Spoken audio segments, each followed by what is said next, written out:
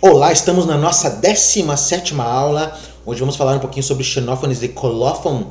E ele teria sido um autor ali considerado, se eu não me engano, por Platão e Aristóteles como o fundador da escola eleática. Estamos falando da escola eleática, que é o quarto ou quinto capítulo, deixa eu ver aqui agora, fiquei em dúvida, é o quarto capítulo dessa obra, História da Filosofia, do Nicolás Abanhanho. Vamos ver o que Xenófanes traz aí de filosofia, o que ele traz no seu pensamento. Segundo os testemunhos de Platão na obra Sofista e de Aristóteles na obra Metafísica, a direção peculiar da escola eleática fora iniciada por Xenófanes de Colophon, que foi o primeiro a afirmar a unidade do ser. Então, Platão ali no Sofista e Aristóteles na Metafísica haviam afirmado que foi o Xenófanes que deu a orientação da escola eleática, justamente por ter afirmado a unidade do ser. A gente vai ver que o Xenófanes ele realmente tem essa perspectiva, mas provavelmente não foi ele quem, de certa forma, direcionou a escola de pensamento eleática, por causa de outros relatos que a gente tem aqui que a gente vai ver. Estes testemunhos têm sido interpretados no sentido de que Xenófanes tinha fundado a escola eleática, como a gente viu.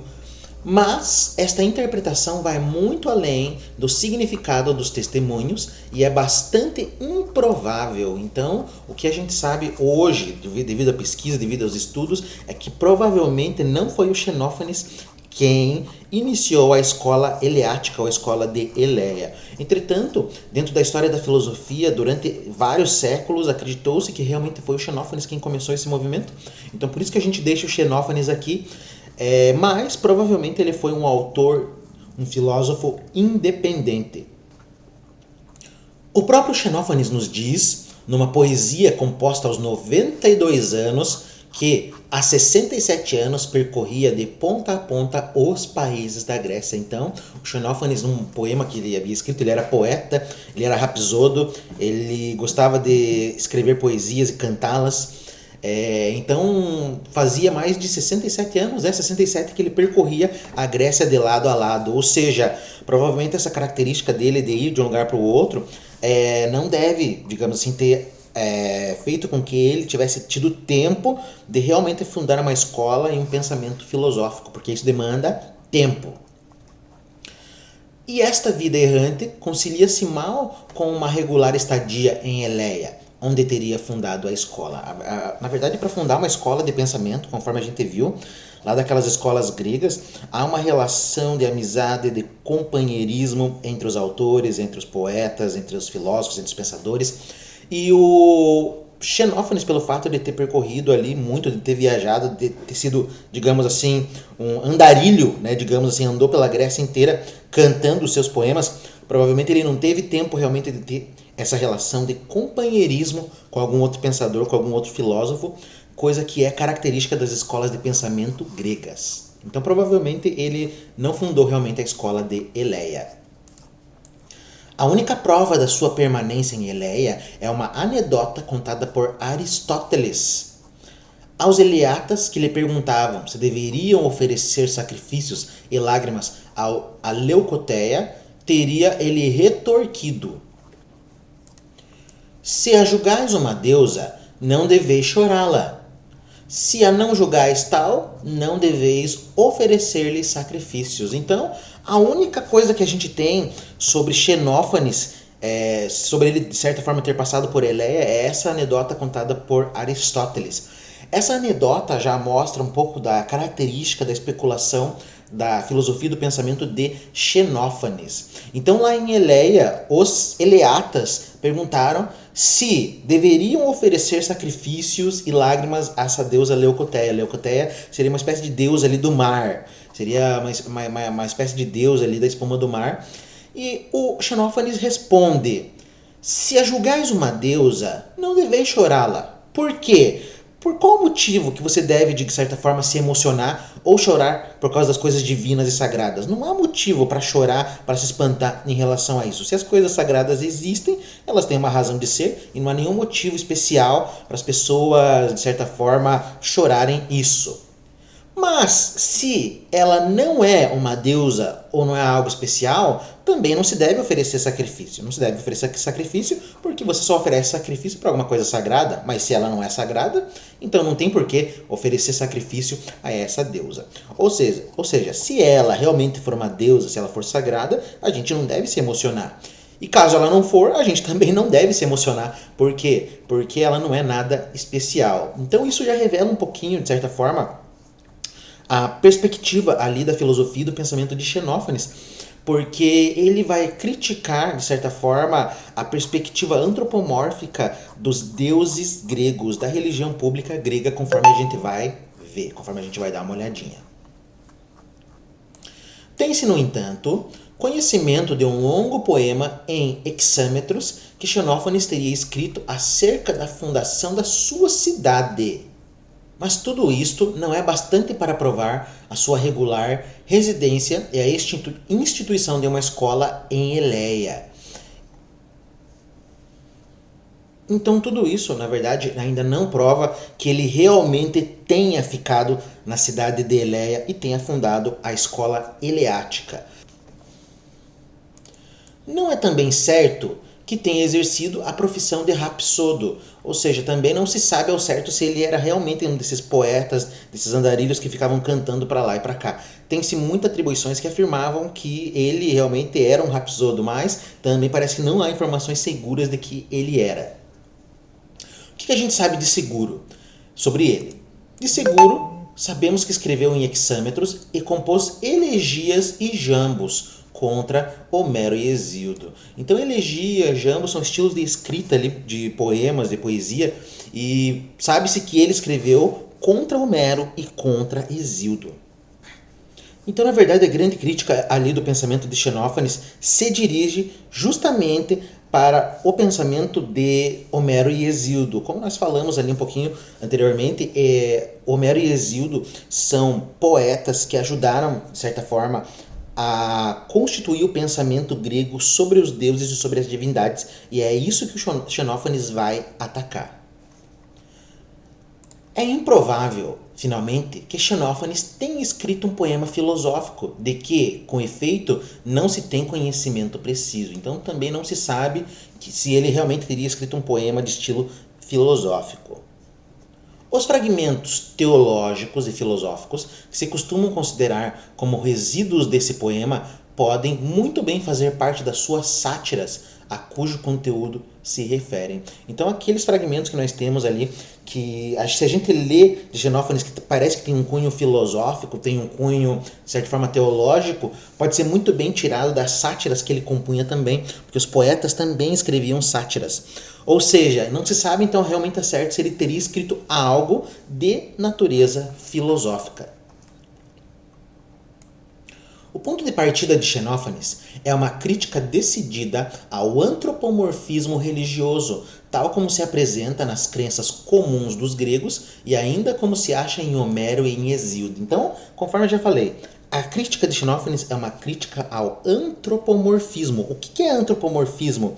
É colocar em alguma coisa a característica ou aquilo que pertence ao homem. Então essa é a crítica de Xenófanes a Homero e Hesíodo. Para ele, Homero e Hesíodo colocavam deuses na mesma perspectiva dos homens. Os deuses gregos tinham a característica dos homens, e essa era a crítica do Xenófanes. Xenófanes defendia que não se podia atribuir, não era lógico atribuir características humanas a deuses ou a divindades. Na verdade, o que o homem faz é justamente aumentar essas características.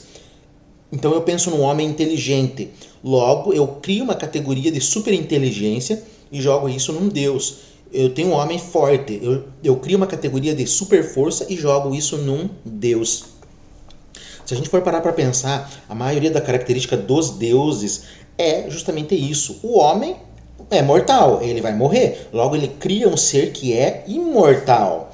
O homem, ele gostaria de estar presente em todos os lugares, mas ele não está, porque ele é limitado. Logo, ele cria um ser que é onipresente e por aí vai. Ele vai colocando característica aí nesses deuses. O homem gostaria de ser fiel, logo ele vai dizer que Deus é fiel e por aí vai. Então ele começa a colocar características do ser humano nos deuses. Os homens, diz ele, creem que os deuses tiveram nascimento e possuem uma voz e um corpo semelhantes aos seus. Na teogonia de Hesíodo, a gente percebe que justamente os deuses, eles têm um nascimento, eles têm uma origem, eles falam, eles cantam, eles choram. E é isso que justamente o Xenófanes vai criticar nessa visão de Deus e divindade. Para eles, falar que deuses nascem, crescem, morrem, etc. e por aí vai, é colocar Deus no mesmo plano que os homens. É, na verdade, rebaixar essa categoria de Deus ou de divindade. Pelo que os etíopes representam os seus negros e de narizes achatados, ou seja, cada povo vai dar a sua característica a Deus ou a divindade. O que é Deus para os etíopes? Os etíopes, eles são negros, né? São negros e têm o nariz achatado. Logo, Deus vai ter o nariz achatado e vai ser negro. Não pode ser diferente, tá? Os etíopes negros não vão imaginar um Deus branco, loiro, de olho azul, tá? Os trácios dizem que tem olhos azuis e cabelos vermelhos. Essa é a característica do povo trácio. Logo Deus, na perspectiva dos trácios, também tem olhos azuis e cabelo vermelho, né? Deus não vai ter o olho de uma outra cor. Deus não vai ser negro. Deus não vai ser isso, não vai ser aquilo. Deus vai ter a característica dos seus povos. E até os bois, os cavalos e os leões imaginariam, se pudessem, os seus deuses à sua semelhança. Então, se os animais pudessem descrever Deus, Deus seria justamente algo que tem a sua característica. Eles não vão pensar deuses com características diversas. Vamos para pensar um exemplo bem prático. Vamos analisar a figura e a imagem de Jesus Cristo. Como que Jesus Cristo é observado em povos diferentes. Lá na China, no Japão, Jesus Cristo tem o olho puxado, óbvio, porque um japonês e chinês têm o olho puxado. Na África, Jesus Cristo seria um negro, obviamente, eles não vão poder pensar um Deus que não seja negro. E aqui no Ocidente a gente tem a imagem de Jesus branco, loiro, do olho azul, porque querendo ou não, é isso que a nossa cultura valoriza. A gente tem um viés europeu, a gente tem a ideia de que o branco, o loiro de olho azul é o modelo, o padrão de beleza. Hoje em dia está se quebrando, na verdade, esse padrão, mas pelo menos ali na época quando eu era criança, acredito que na época ali dos meus pais, meus avós também, o branco, o loiro de olho azul era considerado um modelo de beleza. Eu lembro quando eu era criança, na televisão, as modelos eram todas brancas e loiras. E, obviamente, a gente tem a imagem de um Deus com essas características também. Então, o homem, ele antropomorfiza Deus ou deuses e coloca em Deus as suas características. E é isso que Xenófanes vai criticar. Veja, isso aí é lá no século VI, no século V antes de Cristo, e ele já tem esse pensamento. Tem um outro filósofo ali do século XIX, mais ou menos, o Feuerbach. Feuerbach vai trazer características muito próximas ali, vai trazer um pensamento muito próximo ao de Xenófanes, e vai dizer que a religião, na verdade, é uma antropologia invertida, porque quando o homem ora ou reza para Deus, na verdade ele ora e reza para ele mesmo, porque ele parte da ideia de que Deus tem as suas características. Hoje eu vejo que a maioria das pessoas tem uma visão, digamos assim, capitalista sobre Deus. Como assim uma visão capitalista sobre Deus? Porque o sonho das pessoas hoje é estudar, é fazer uma faculdade, é ter uma família, é ter sua casa, seu carro, é ter uma vida boa. E eles acreditam que os planos de Deus para eles são isso. Muita gente acha que ir para a igreja é começar a ter uma vida, digamos assim, confortável. Eu vou para a igreja e tudo vai dar certo. O que é tudo dar certo para essa pessoa? Eu vou arranjar um amor, eu vou me casar, eu vou ter filhos, eu vou ter uma casa, eu vou ter um bom emprego, tudo na graça de Deus. Mas essa é uma visão capitalista sobre Deus, porque se a gente for analisar a Bíblia, em nenhum momento Deus está dizendo que vai te dar carro, celular, casa, faculdade e diploma, né? Na verdade, se a gente analisar os grandes exemplos, os grandes homens da Bíblia, o que Deus deu para eles? Deus deu grandes desafios e eles, como são homens fortes, venceram esses desafios, esses obstáculos colocados por Deus, né? Abraão teve que sacrificar o seu filho, mas no momento do sacrifício o anjo foi lá e impediu ele de fazer isso, mas ele iria. Também temos ali a ideia do Jó, que perdeu tudo, digamos assim, para ser testado por Deus, e por aí vai. Vamos pegar o Moisés, ó que delícia, o cara ficou quantos anos andando no deserto? né? O cara ficou, acho que mais de 20 anos, se eu não me engano, andando pelo meio do deserto. Esses são os planos de Deus. O plano de Deus não é Moisés ganhar geladeira, carro, casa, barco, navio, um monte de mulher. Não. O plano de Deus, nessa perspectiva, é colocar um desafio à altura do seu servo e o homem ganhar experiência justamente realizando esse desafio. Mas hoje a gente tem a visão, eu não, né? Hoje a maioria das pessoas tem a visão de um Deus capitalista.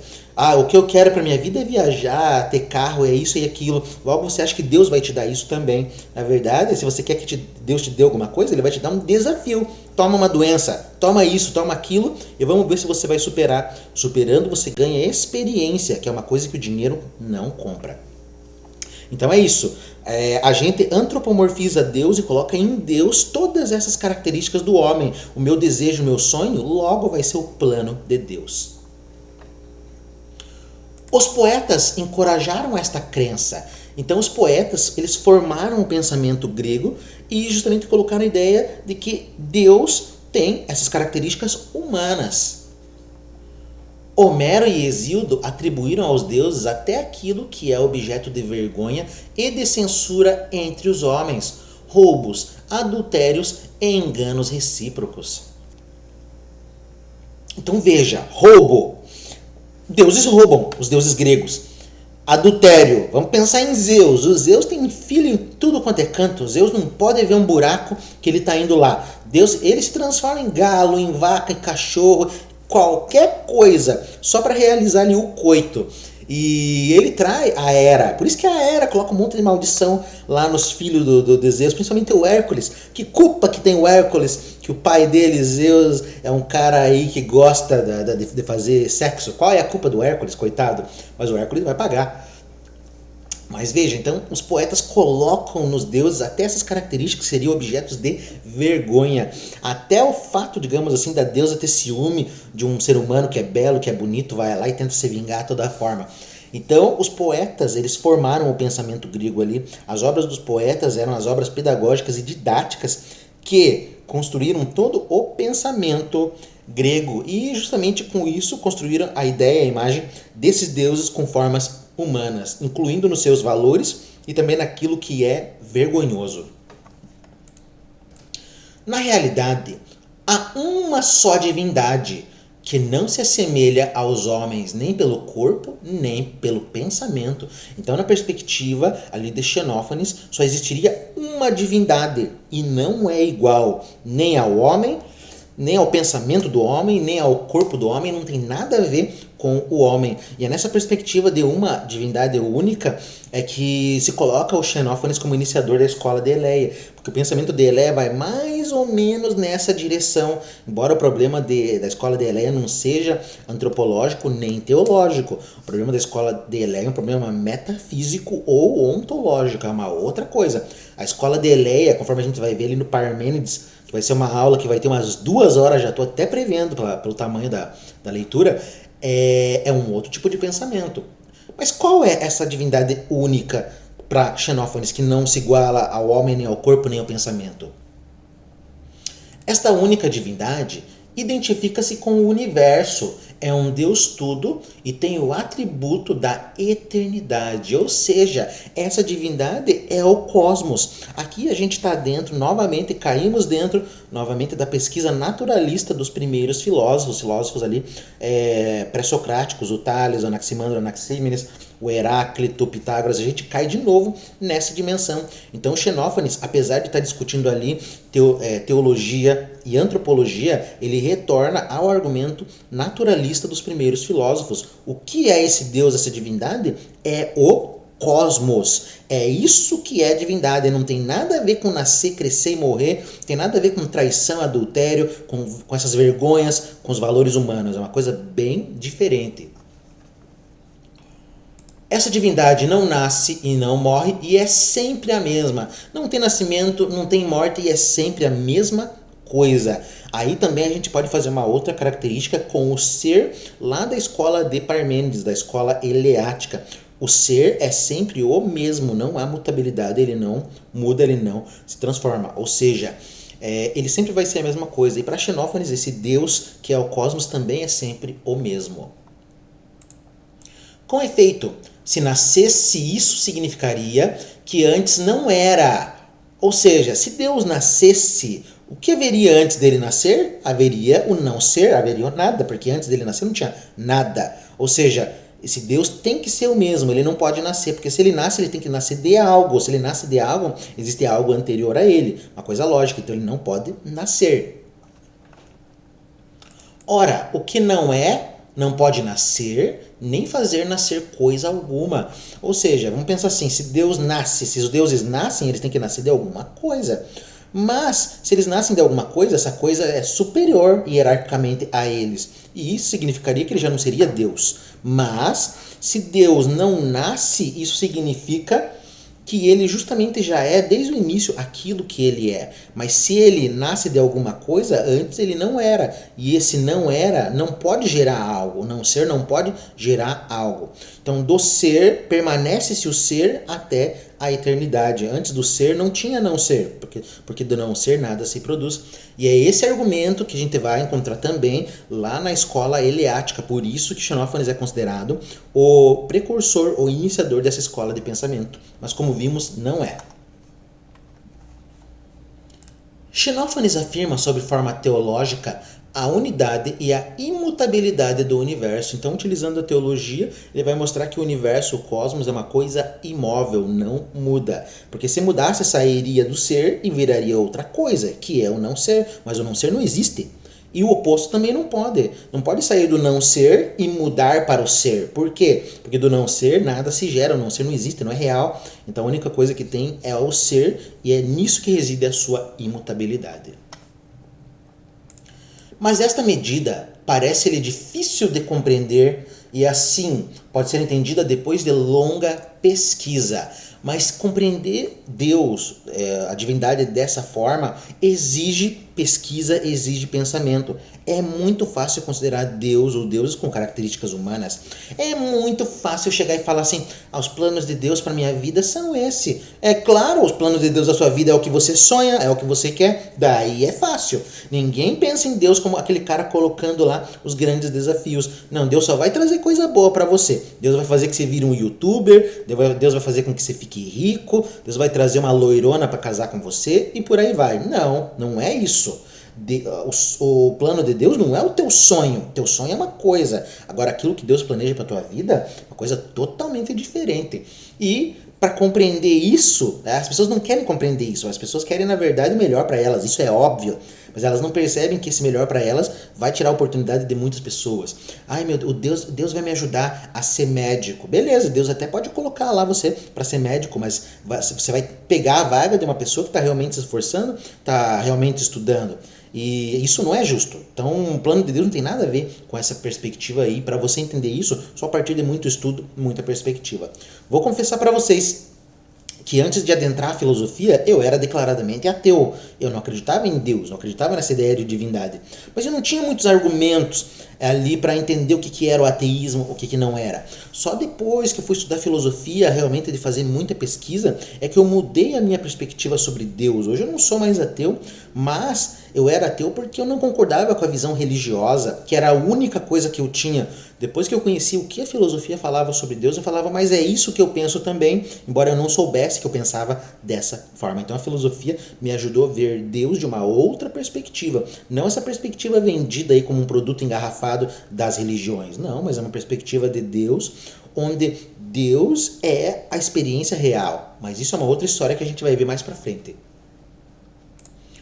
Os deuses não revelaram tudo aos homens desde o princípio, mas só procurando encontram, passado o tempo, o melhor. Então, essa questão da pesquisa é importante para o ser humano, porque Deus ou os deuses não deram todas as respostas ao homem. Muito pelo contrário, fazem com que o homem pesquise, estude o universo e passe a compreender melhor as coisas. E é isso que a ciência faz, é isso que o artista faz, e é isso que uma verdadeira religião deve fazer, deve justamente fazer com que o homem pesquise, com que o homem estude, para ele conseguir compreender mais as coisas, para que ele aprenda melhor as coisas. É o reconhecimento explícito da filosofia como pesquisa. Então, mais uma vez, a gente cai de novo ali naquele caráter da filosofia antiga, da filosofia ser uma espécie de pesquisa. Por que pesquisa? Porque ela é o estudo sobre a realidade, uma realidade que se abre e se mostra para mim, ou numa perspectiva de Heráclito, uma realidade que se esconde, mas justamente por isso eu tenho que ir atrás dela e tentar penetrar essa realidade. Filosofia como pesquisa, ela vai justamente mover o homem, fazer com que o homem saia dessa zona de conforto e pesquise e compreender muito mais aquilo que o circunda. Em Xenófanes encontra-se ainda assomos de investigações físicas. Então, depois disso que a gente falou sobre antropologia, cosmologia, teologia, a gente também encontra alguma pesquisa de natureza física dentro da filosofia e do pensamento do Xenófanes. Ele julga que todas as coisas e até o homem são formadas de terra e água. Então aqui a gente volta um pouquinho ali na pesquisa do Tales de Mileto, afirmando que as coisas são formadas pela água. Mas aqui para Xenófanes, as coisas que compõem o cosmos, o universo, são formadas de terra mais água. Que tudo vem da terra e tudo a terra regressa. Ou seja, tudo vem da Terra. Provavelmente ele está falando ali do nosso planeta, ou ali, digamos assim, de uma parte específica do nosso cosmos. Tudo vem da Terra e tudo a Terra volta. Mas estes elementos de um tosco materialismo pouca ligação têm com o seu princípio fundamental. Então, ele defende uma perspectiva materialista, mas ele não aprofunda. Pelo menos assim, a gente não tem conhecimento, porque nos restam poucos fragmentos. Mas o que a gente tem, a gente percebe que ele não aprofunda esse materialismo. As coisas são formadas de terra e água, mas e a justificativa? Parece que a gente não encontra essa justificativa. Diferente quando a gente vai ler lá o Tales, Anaximandro, Anaxímenes, que são filosofias profundas.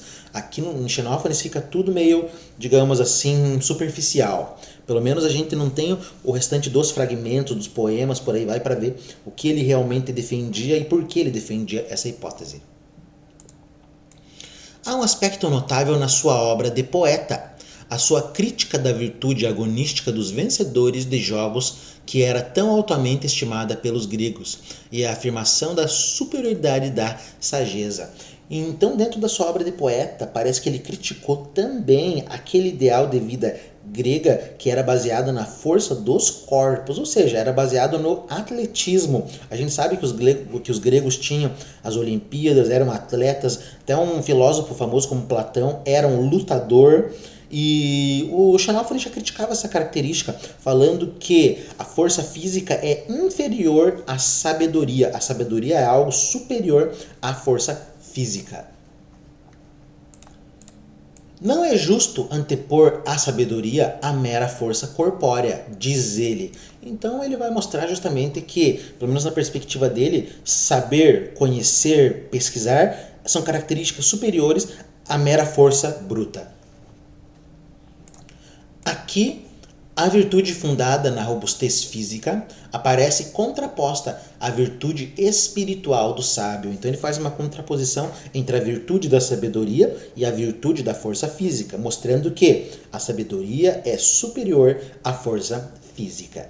Então é isso. Hoje demos uma olhadinha ali no Xenófanes, vimos como que ele se encaixa dentro da escola do pensamento eleático. Na verdade, vimos que ele tem ideias que são próximas, que são parecidas, mas que provavelmente ele não teria sido o fundador da escola, como defenderam ali, por exemplo, Platão e Aristóteles. Platão e Aristóteles defenderam esse ponto de vista porque provavelmente era o que era dito na época, era o que era falado, e foi essa concepção que eles tiveram.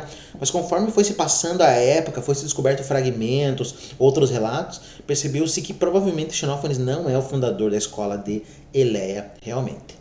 Então é isso. Na próxima aula vamos falar sobre o Parmênides de Eleia. E já se prepara para o choque, porque vai ser uma aula bem longa. Ali tem bastante coisa sobre o Parmênides, a gente vai discutir. A nossa aula sobre o Heráclito já foi uma aula grande, então provavelmente vai ser uma aula ali do mesmo nível. Vai chegar quase 2 horas de aula. Então já compra pipoca, já compra lá alguma coisa para assistir essa aula.